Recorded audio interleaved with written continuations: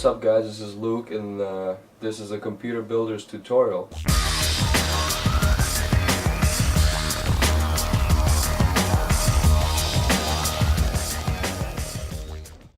I'll show you how to put a computer together, and so I just wanted to introduce these parts here that we have. We'll be putting a Core i7 system together today. So we've got our i7 motherboard with X50i chipset. It's the gigabyte one. It's a UD3R. So like I said, we'll be putting in the Core i7. We have the i930 here, which will be replacing the Core i7-920. And I got this locally at a very good price at Micro Center. Also, we have our video card here. It's the 5850 from MSI, from ATI, and it's one of the new ones. These are currently one of the single fastest video cards on the market for a single video card. Also, we'll be putting our aftermarket cooler on our CPU because we plan on overclocking. I will show you how to do some of that later. We'll be overclocking the i7. I'll be putting our V8 Cooler Master cooler on it. And we'll be putting the thermal paste on there and everything. I'll show you guys how that's done. Next, we have some basic things like the hard drive and the CD DVD ROM. Lastly, I wanted to show you guys some tools that you might need here. And it's real basic. You got your Phillips screwdriver and your regular screwdriver, and then you have some of this compressed air, which is real nice to have. They sell it pretty much anywhere, and it's just a nice thing to have when you're building one of these.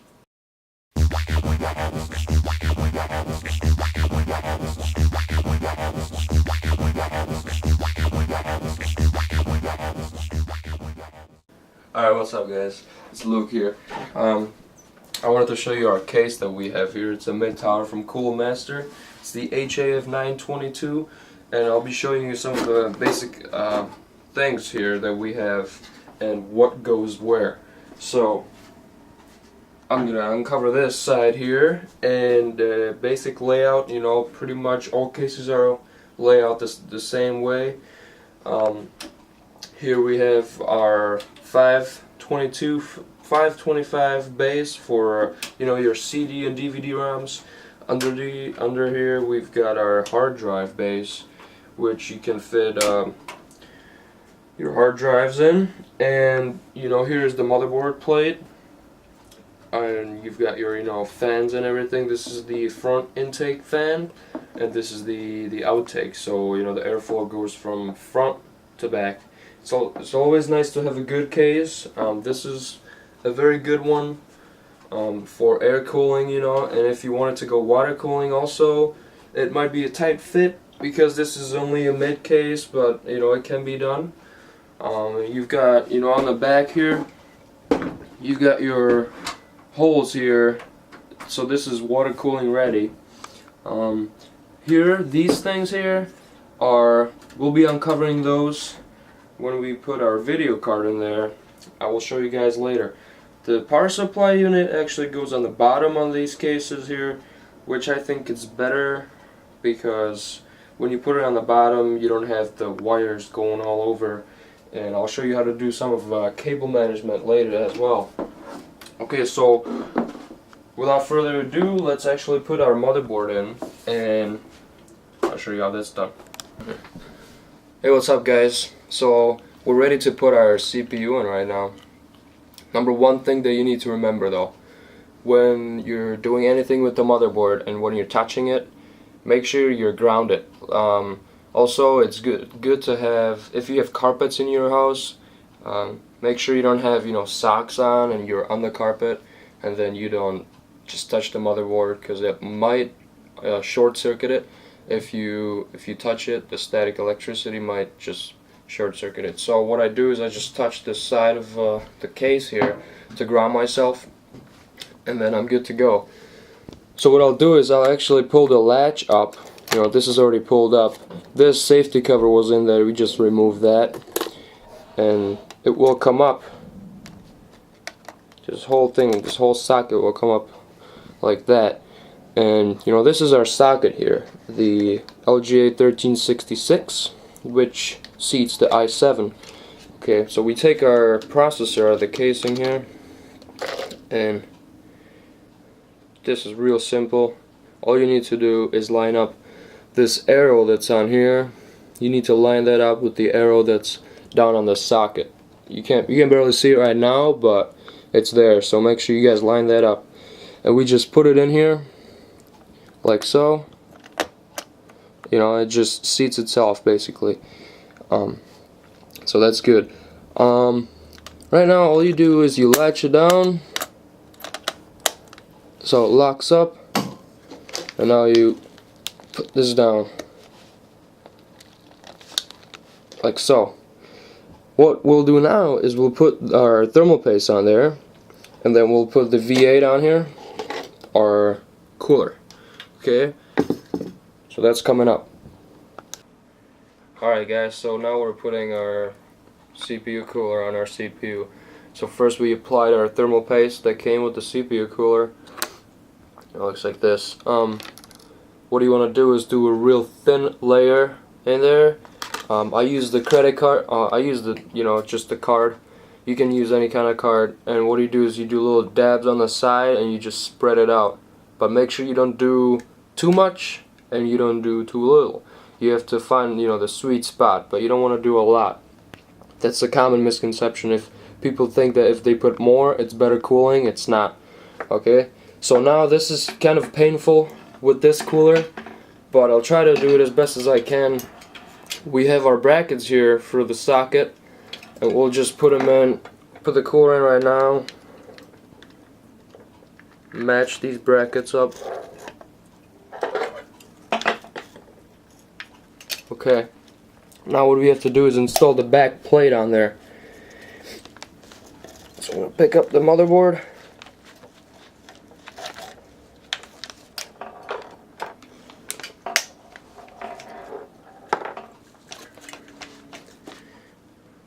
And our bracket that goes on the bottom here, going like this. Now we have these, actually, these will go in there. Oh, these will not go in there.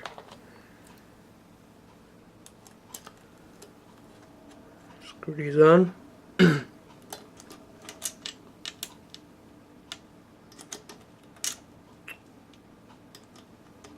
Come on, baby.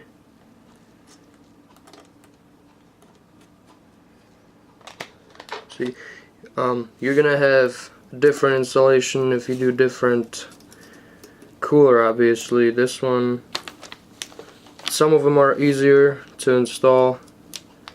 This one is about medium. Okay, I'm just gonna pause this right now, come back when this is installed. Alright, so I finally got this installed on there, as good as it is. Flip this back over, you know, grab myself. And then, right now we'll be putting our memory modules in. So I've got 3 sticks, they're each 2 gigs.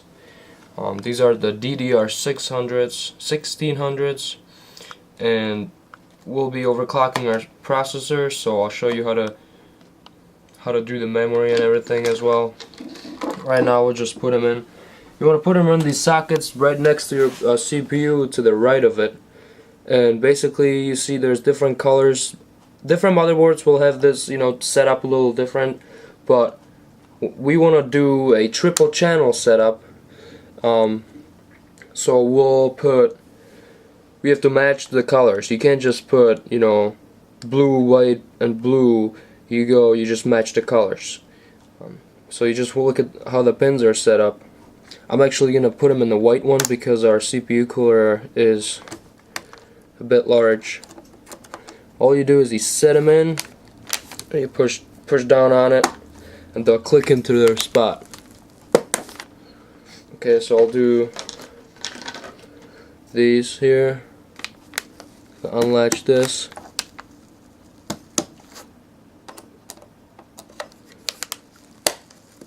Click them in. So first we did our CPU. Doesn't really matter in which order you do this. But I like to do my CPU first. Then I install my memories. Then we put this in a case and we'll hook it up to the power supply, all the cables and everything. Okay, so we'll come back when we do that. Okay, so we have our case back up here. Once we put on the cooler and the memory and everything. Now what you need is, with your case, you will get a toolkit or some kind of, things that will include these screws and these like bolts or whatever. And you just put them in these holes depending on your motherboard size. This case support a micro ATX and a regular ATX motherboard. That's what we have.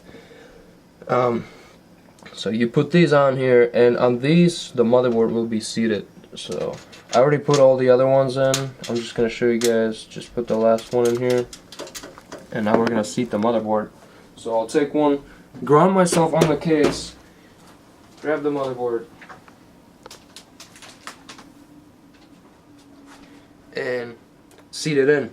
You want to seat it so the memory modules, when you're facing it this way, memory modules will be on the right side, and the PCI slots, the video card slots will be on the bottom. Okay, so basically you just want to set it on here, line it up with the screws. See, the motherboard will have holes in here, and that's what we're going to screw in there. So I'm just going to line it up with the brackets, well, like so. Now in the toolkit, you have all kinds of screws that we'll be putting in there right now. So we'll be back when we screw it all in. What up, guys? So right now I want you to see that what we got in here. Okay, we put in our N-Tech power supply. This is 850 watts. I'm going to tell you one thing here. When you're looking for a power supply, it'll tell you your 850 watt. That's the output for the watts. Everyone will just says the more watts you got, the better it is. Not true at all. Okay, what do you want to look at when you're buying a power supply, man? You want to look at these 12-volt rails. Okay, this particular one has 4 of them, and you want to look at the ampere rating on each of those and add that up. So let's say 25, 25, 25, and 25 on each rail. That's 100 amps total combined, which means, the more amps, the better it is. Now this one right here from the N-Tech, this is like a good power supply, okay? There's like certain brands that I would recommend, N-Tech, PC Power and Cooling, Enermax, some of those. And I'll post those on the blog too, the recommended good brands. But this is what you want to look for, is the 12-volt ampere ratings, okay? The watt output, yeah, you want to look at that as well, but it's not as important as these ratings. So that's like a little gimmick that, the retailers will tell you. And, what? Yeah. Also, oh yes, good thinking. You want to make sure that, well, you don't have to buy a modular power supply. Modular basically means, come around with the camera down here, back here. Modular means that it won't come with big cluster of cables, okay?